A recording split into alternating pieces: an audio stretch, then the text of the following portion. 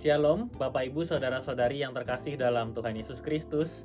Kita berjumpa dalam Sapa Sabda yang diambil dari pedoman saat teduh 4B GKI Residen Sudirman, Kamis 17 November 2022, dengan tema Siapakah Gembala Hidupmu?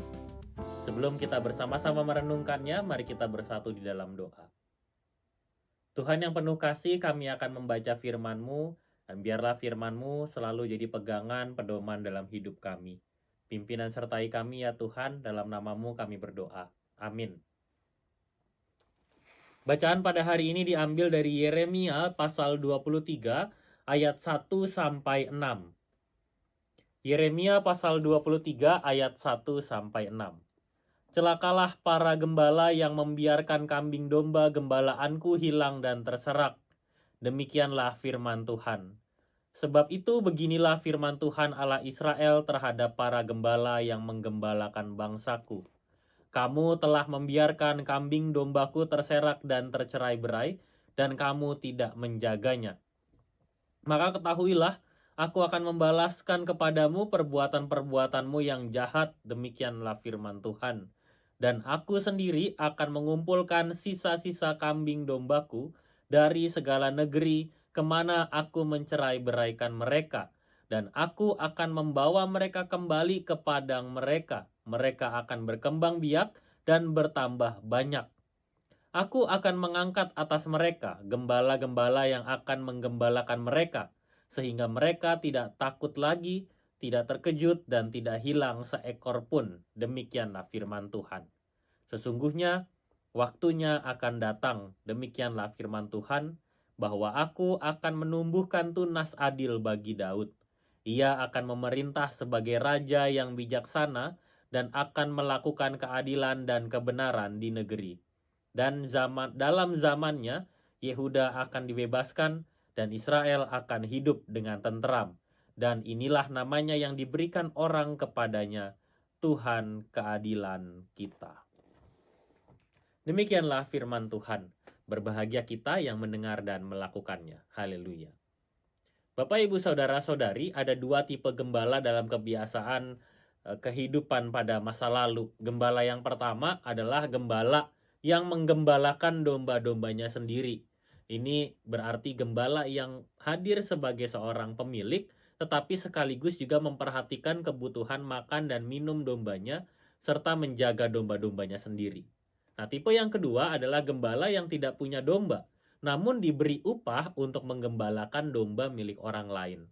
Tipe gembala yang kedua ini sering dikeluhkan karena mereka dirasa tidak dapat menjaga dombanya dengan baik dan tidak bertanggung jawab dengan domba-domba yang bukan milik mereka.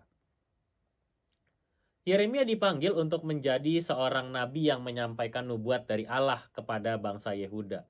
Yeremia memiliki tugas yang khas, yaitu menyiapkan kehidupan bangsa Yehuda untuk menghadapi situasi-situasi yang tidak mudah, sekaligus memastikan bahwa umatnya terus berharap kepada Allah karena Allah yang akan memberikan dan membawa mereka pada kebebasan. Namun sayangnya Yeremia sebagai nabi yang diutusnya juga tidak didengar oleh raja dan para pemimpin. Bangsa Yehuda lebih sibuk untuk mengurus perang, mempersiapkan strategi mempertahankan Yerusalem dan Bait Suci yang dianggap sebagai simbol kehadiran Allah agar tidak ditundukkan oleh bangsa lain. Raja, pemerintah, bahkan imam lebih bersuara tentang kesejahteraan Yehuda dari sudut pandang mereka sendiri daripada menyuarakan suara Allah yang menghadirkan harapan dan keselamatan.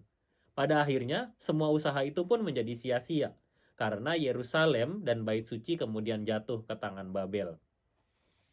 Teguran dari Allah di ayat yang pertama menegaskan kepada kita bahwa Allah sedang menegur imam, raja, serta para pemimpin yang tidak memperhatikan kehidupan iman umat Allah.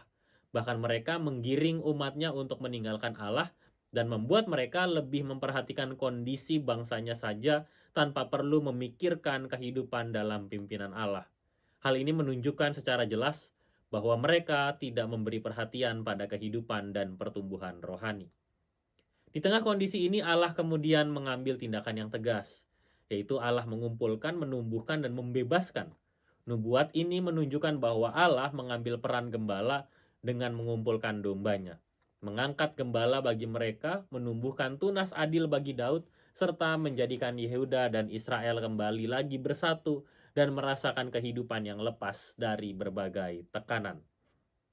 Mari kita merenungkannya. Keselamatan bagi bangsa Yehuda menjadi bukti bagi kita bahwa Allah selalu memberi perhatian pada kehidupan umatnya. Karya keselamatan itu tidak hanya berlaku pada saat itu, tetapi juga terjadi bagi kita di masa kini. Allah melakukannya untuk menunjukkan kepada kita bahwa Ia selalu memberi jalan keselamatan bagi umat manusia. Allah adalah gembala di tengah kehidupan kita yang tidak ingin melepaskan pandangannya dari kita. Sesungguhnya Allah adalah gembala yang sejati bagi hidup kita. Di tengah kekecewaan atas tindakan-tindakan manusia, Allah terus berkarya. Karya itu juga terus terwujud dalam kehidupan kita masa kini. Allah terus hadir untuk kita agar kita hidup di dalamnya. Sang gembala benar-benar menyelamatkan kita, sekaligus membawa kita pada jalan hidup yang penuh damai sejahtera. Kita belajar bahwa harapan di tengah kehidupan kita bukanlah ada pada manusia, tetapi hanya kepada Allah. Mari kita berkomitmen. Yang pertama, saya tidak ragu untuk menjadikan Allah sebagai sang gembala dalam kehidupan saya. Yang kedua, saya semakin rajin untuk mendengarkan firman-Nya. Mari kita bersatu di dalam doa. Tuhan, kami bersyukur bahwa Engkau selalu memperhatikan kami, walau kami terkadang lupa akan pertolongan-Mu bagi kami. Mulai hari ini, ajarkanlah kami untuk selalu dapat membangun hidup kami dalam penyertaan-Mu, karena Engkaulah sang gembala di dalam kehidupan kami. Di dalam nama Tuhan Yesus Kristus, kami berdoa.